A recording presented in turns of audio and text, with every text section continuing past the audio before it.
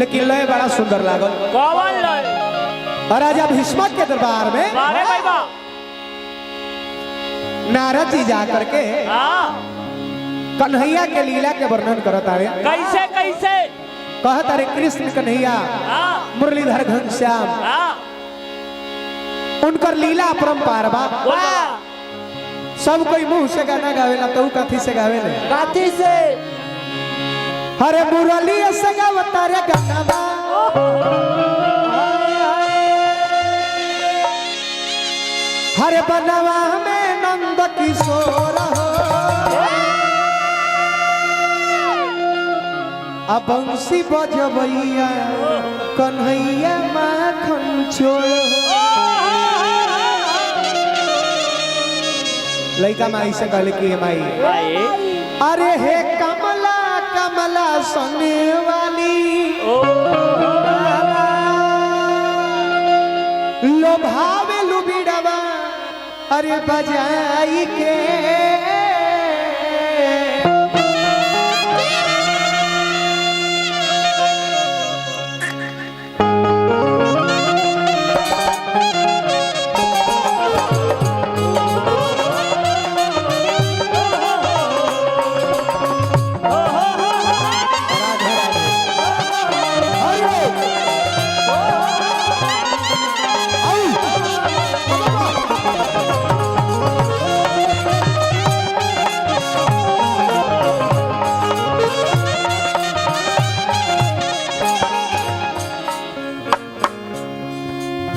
हे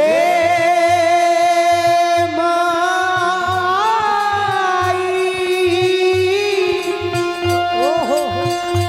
अरे दे दो सहारा कुछ गाई।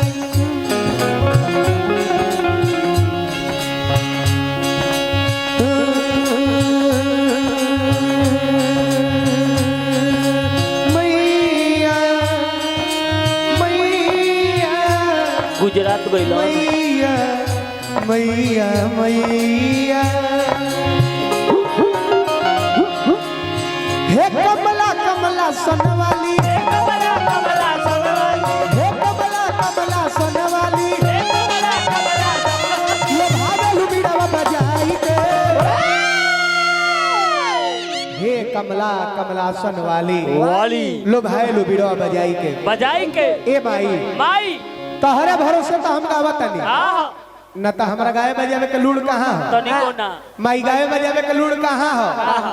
लेकिन तहार सुन ले बानी कि जब कृपा हो जाला तो जो मन गूंगा रहेला मुंह से आवाज ना निकलेला तहार गाया हो जाला तो वो पंचम स्वर में गाना गावे। लेकिन इतना तहार कृपा बाकी हम पहली कला से गावत नहीं जरूर कृपा बोरले बा। ए माई गाय बजावे का हाल कुछ जानी ना लेकिन ऐसा दुगोला बा कलाकार से ही बेचारा मानी ना तमाई तारा आशीर्वाद के जरूरी बा। तोहरे भरोसे संगीत रूपी नैया के गंगा मैया में खोल देले बानी। आज के रात इज्जत रही त तहार जाई त तहार एमे हमार कुछ पूंजी नहीं खेला गले माई। बात रह गई जहां ले दुगोला के तो दुगोला के जले दुगोला ले खाना के बोतल मजा उजा आई ना ठंडी के दिन जतना जनता जनार्दन लोग देखे खातिर आइल बानी सभे के तो हम पहले प्रणाम करब किरो सबे अपन बेशकीमती समय जियान करके और ए जगह पर कार्यक्रम देखे खातिर आइल बानी। दुगोला के कार्यक्रम बा धीरे धीरे धीरे धीरे हमने का आप सबके बीच में आप सबके दिल में जगह बनाई जा काथी से गीत संगीत के माध्यम से और सब यही तरह आशीर्वाद दुलार प्यार बनोले राखी। लइका माई से कहले कि माई एकरा का प्लेन क द न त 3 गोला हो जाई है प्लेन भैया एकरा का प्लेन क द प्लेन हारमोनिया पर जोन लागल लउहे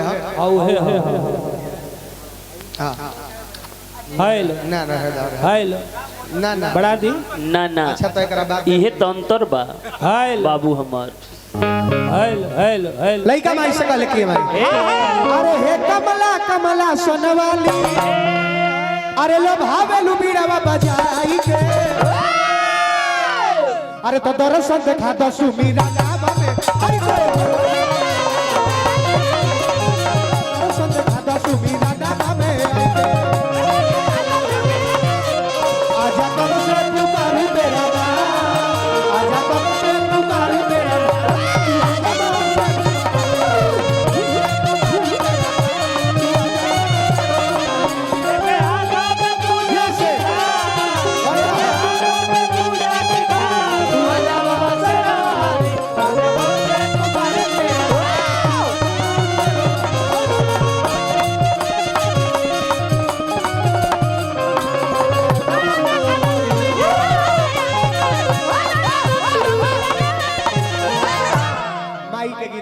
माई के माने का हो? सुमिरन वंदना का मतलब का हो? सुमिरन वंदना जो सुख के चाहिए, अश्लील बात का प्रयोग ना, भक्ति की संगीत गाओ तरह माई के बुलाओ, निमन से गाओ, निमन से बजाओ। माई के करा के कहल जाला ब्यास। हमरा के लोग कहता तो ब्यास के माने का होला?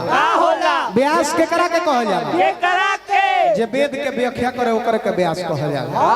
माई के गीत गाओ त फर्ज बनता न माई के बारे में हम बताई माई के है। माई के करा के कहल जाला?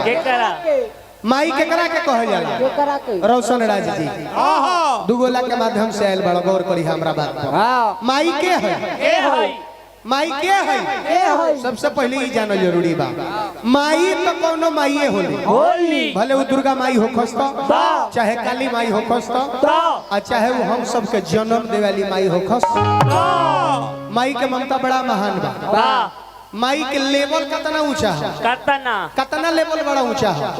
10 गो आचार्य के बराबर एगो गुरु के स्थान दिया जाला।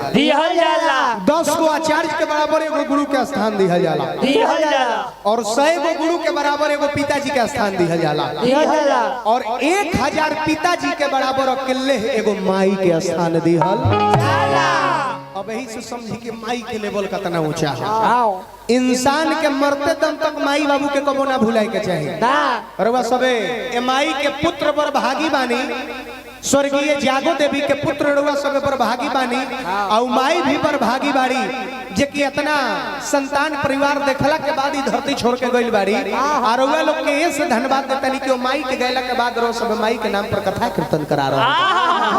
भाग भाई माई बाबू के कबो ना भुलाए के चाहिए। नहीं अरे पगला दुनिया के सारा कर्जा दे देबो, लेकिन माई बाबू के कर्जा कोई से आई लेना दियाइल बा ना कहियो दियाई। लेकिन आज के डेट में ऐसा कहाँ होता? 100% में ऐसा 10% ऐसा लड़का लोग बाजी अपना माता पिता के कदर करता, कहा ना मानता। 90% लड़का लोग अपना माई बाबू के कहा ना लिखे मानता। सोचे वाली बात बा, विचार करे वाली बात बा। एगो लड़का के जन्म देवे खातिर माई कितना कष्ट पीड़ा ना उठावे। एक माँ अपने पुत्र के प्राप्ति के लिए अपनी सुंदरता को त्याग देती है साहब। एक माँ अपने पुत्र के प्राप्ति के लिए अपनी सुंदरता को त्याग देती है। लेकिन वही पुत्र जब एक दिन बड़ा होता है तो अपनी बीवी की सुंदरता के आगे उस बूढ़ी माँ को त्याग देता है। माई 9 महीना गर्भ में रख के लड़का के जन्म देवेली। एक बाद एक स्तन से दूध पिए हैं। दूसर का स्तन पर लड़का लड़काई में माई के ना जाने कोई लत मार देला। तब वो माई ना कहली कि बबुआ तू काहे मरला है? तो माता किसे कहते हैं? अरे पगला माता उसे कहते हैं जो लात खाने के बावजूद भी अपने बच्चों को भोजन देती हो, उसी को माँ कहते हैं। पापा जी पापा जी तोर छापा पड़ गईले। पापा जी के बारे में पूछ लो। बता नहीं। पिताजी जिस घर में है, पिता का फर्ज क्या है? पिता अपने परिवार के लिए, अपने सदस्य के लिए क्या होता है? क्या पिता जिस घर में है वो घर कैसा है? कैसा? अगर जो पिता घर में है तो घर क्या है? क्या है? पिता कपड़ा है, रोटी है, मकान है। किसी विद्वान ने इस बात को लिखा। कैसे? पिता कपड़ा है, रोटी है, मकान है। पिता एक छोटे से परिंदों का बड़ा अरमान है। अगर जो माँ धरती है तो पिता आसमान है। पिता है तो घर में प्रतिपल राग है। पिता है तो माँ की चूड़ी लाठी बिंदी और सुहाग है। पिता है तो सारे सपने हैं। और पिता ही है तो बाजार के सारे खिलौने है। जिया बेटा निकल गई मार्केट में रौड़ा जे कर।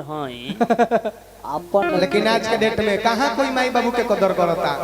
बाबूजी पुरानिया हो गए, बड़े पानी मांगता रे बेटा एक लोटा पानी पियावा ना। बैठक क्रिकेट खेले जाते हैं, टॉस जीत के लड़का डांटता बाबूजी के पानी पियाओ। बैठल बैठल काम धंधा बाना तारा, खाली पानी पियाओ तो खाना लेवा जाके पियाओ। बाबूजी पानी मांगले, लड़का डांट दी हल। और सावन के महीना हो तो कान पर कांवर लेके बोल बम बोल बम बोल बम बोल बम। भोलानाथ देखो तारे कि रे घरे कर माई बाबू पानी बिना मरता मरता आई हमरा परा के हर हर महादेव करता करता भोलानाथ देखो तारे कि ई जे कर जामल हो ओकर ना भल त ई हमार होई कबो ना तो उहो ने से आशीर्वाद देता रे कि जो जन पर ढार तारे उहे ली है के नहीं खे जानत शंकर भगवान के का पूजाला माई बाबू के कबो ना भूलाए के चाहिए गीत संगीत के माध्यम से समाज के बीच में संदेश जाए के चाहिए डर डोलवन खाली बेयासी थोड़े ना जी ना समय के देख के माहौल के देख के हमू नाचिले ऐसा बात नहीं खे कि हम ना नाचिले लेकिन समय के देख के नाचे खातिर नचनिया लोग 5-5 10-10 हजार के नाइट लेके आयल बा ए महाराज अब बताई उ लोग स्पेशल उ लोग के नाचे वाला काम बा हमनी के गावे वाला काम बा उ लोग नाच के दिल जीत सकेला हमनी के गा के दिल जीत सकेले जा तब विचार करी नचनिया के जब बर्नट हिलावला से लोग खुश ना होई तो हमनी के डिकी हिलावला से लोग खुश हो जाए कबो खुश ना होई कबो खुश ना होई तो जौन काम बा उ काम पर विशेष फोकस राख लइका माई से कहले के माई ए माई अरे हंस के सवारी को पे रोक के मार दे रोक के हंस के सवारी को पे अरे पीड़ावा बजावेलू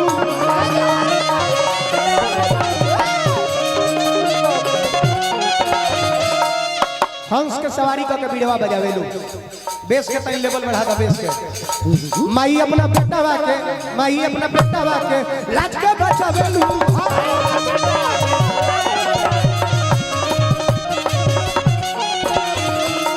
अरे तो करेले बखान पर दूमा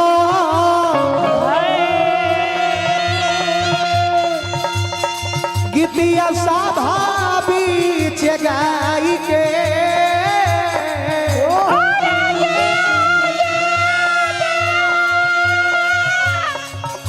दर्शन देखा